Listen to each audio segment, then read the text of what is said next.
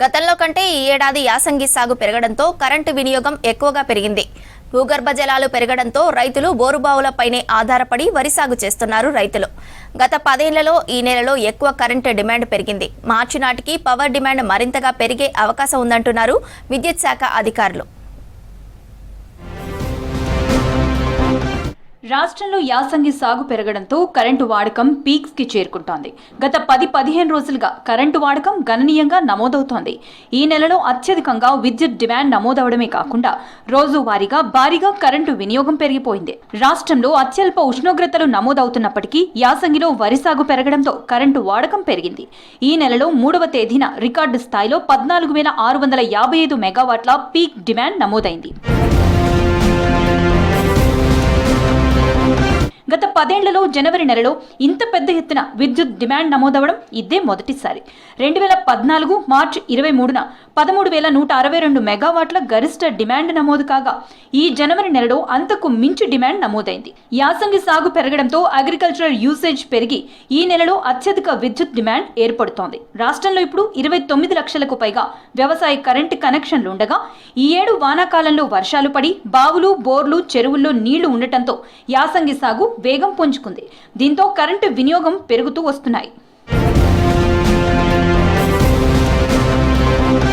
యాసంగిలో ఇప్పటికే 15 లక్షల ఎకరాల్లో వరి నాట్లు వేశారు. నిరుడు కంటే ఇప్పటికే 5 లక్షల ఎకరాలు ఎక్కువ సాగైంది. భూగర్భ జలాలు పెరగడంతో రాష్ట్ర వ్యాప్తంగా 29 లక్షల బోర్లు నడుస్తున్నాయి. కాలువల్లో వచ్చే నీటి కంటే బోర్లు ఎక్కువగా నీటిని పంపింగ్ చేస్తుండటంతో కరెంటు డిమాండ్ రోజు రోజుకు పెరుగుతోంది. యాసంగి పంటల సాగు ప్రారంభంలోనే కరెంటు డిమాండ్ ఎక్కువగా ఉంది. ఇది ఇలాగే కొనసాగితే మార్చి నాటికి 17,000 మెగావాట్లు దాటే అవకాశం ఉందంటున్నారు ఎక్స్పర్ట్స్. వరి పొలాలకు నీటిని అందించేందుకు రైతులు మోటార్లు వినియోగిస్తుండటంతో కరెంటు వాడకం భారీగా పెరిగే అవకాశం ఉంది.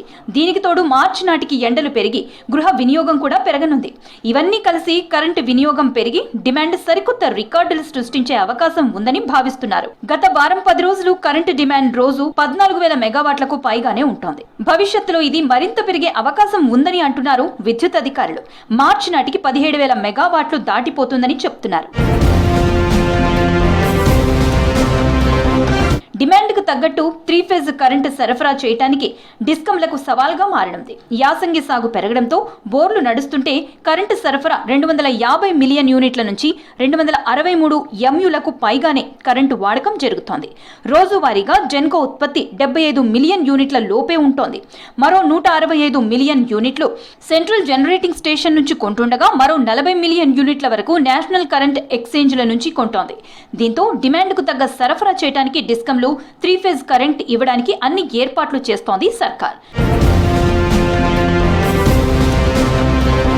వ్యవసాయ పంపు సెట్లకు 3 ఫేజ్ కరెంట్ ఇవ్వడానికి ఇప్పటి నుంచే కరెంటు సరఫరాకు ప్రత్యామ్నాయ ఏర్పాట్లు చేస్తోంది ప్రభుత్వం. ఈసారి అత్యధికంగా కరెంటు వినియోగంలో పాత రికార్డులన్నీ చెరిగిపోతూ కొత్త రికార్డులు నమోదవుతాయని, ఇది కొంత సవాల్గా మారే అవకాశం ఉందంటున్నారు విద్యుత్ శాఖ అధికారులు.